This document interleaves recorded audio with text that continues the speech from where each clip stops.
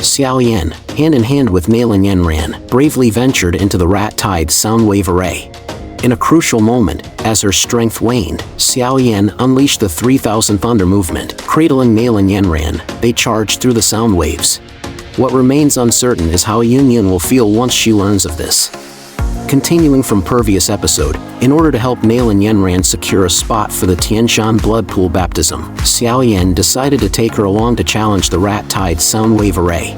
However, this also sparked a wave of mockery from the crowd because there had never been a precedent of a duo successfully navigating out of the sound wave array.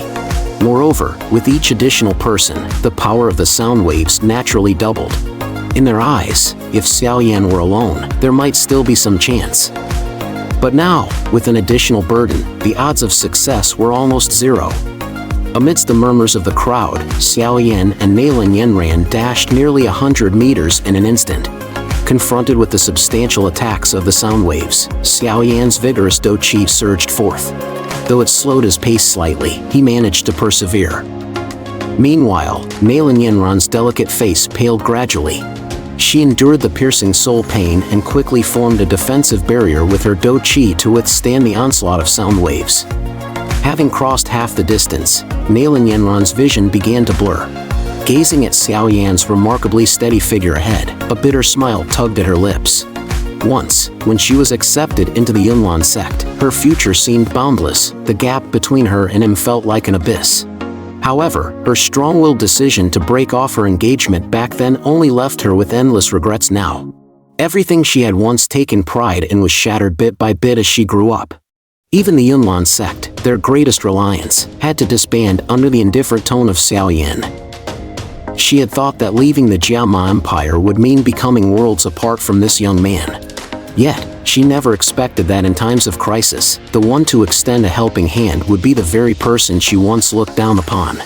Moreover, Xiao Yan's strength now far surpassed hers, and their relationship, which should have been closest, was now strained. At this realization, the bitterness in Nalan Yanran's smile deepened, and the Do Qi surrounding her body rapidly weakened under the assault of the sound waves. At a certain moment, it dissipated completely, and feeling her qi depleted, Nalan Yanran slowly closed her eyes. "I'm sorry, I've done all I could." Watching Nalan Yanran being thrown back, many on the platform shook their heads, then couldn't help but hurl curses at Xiao Yan. Bringing such a beauty into the sound wave array and failing to protect her seemed rather unmanly to them. Feng Qinger atop the mountain sneered at Xiao Yan, showing off your abilities only to harm yourself and others. However, Mu Qingwan beside her merely smiled and said, "That's not necessarily true. Despite his youth, he's quite inscrutable."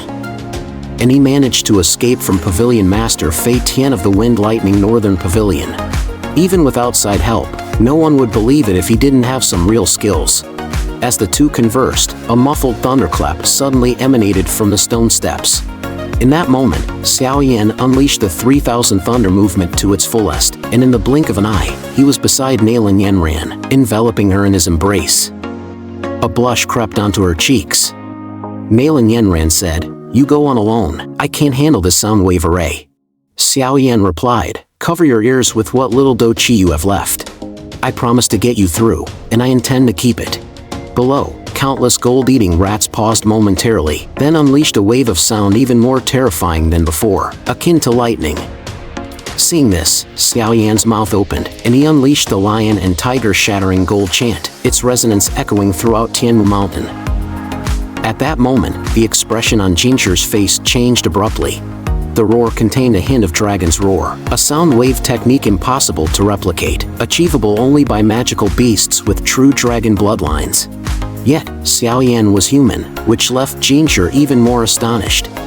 Xiao Yan gazed at the trembling gold-eating rat clan huddled around the stone steps, understanding that this remarkable effect was likely due to the trace of dragon aura from the Yinyan mysterious dragon pill. Without it, even with the level of the lion and tiger shattering gold chant, it would have been impossible to achieve such astounding results against the immense sound waves. Without hindrance, he swiftly swept Nalan Yanran's slender waist and dashed to the mountaintop. As they reached the platform atop Tianmu Mountain, Xiao Yan's gaze turned toward Feng Qinger, Tang Ying, and Mu Qingwan. Feng Qinger and Wang Chen's gazes grew colder. Meanwhile, Mu Qingwan watched Xiao Yan with interest and asked playfully, "How far have you cultivated your 3000 thunder movement?" To ask such a question in front of Feng Qinger was clearly intended to irk her. Sure enough, Feng Qinger's expression grew even icier upon hearing this. "Mu Qingwan, relying on your sharp tongue now doesn't amount to much. Let's see if your strength has improved at the 4-Pavilion Assembly a few months from now." Mu Qingwan said, "I'm quite looking forward to it. Last time was quite fortunate for you. I wonder if lightning will strike twice on you." Feng Qinger responded, "Whether it's luck or not, you know best." Seeing the sharp exchange between them, Xiao Yan was surprised. It seemed that the harmony within the 4 pavilions was not as he imagined. However, witnessing Feng Qinger's discomfort brought him a sense of satisfaction. Initially, he had no intention of getting involved in the verbal sparring between the two women. But now, he was eager to learn some information and spoke up. "Miss Mu, may I have a word with you?"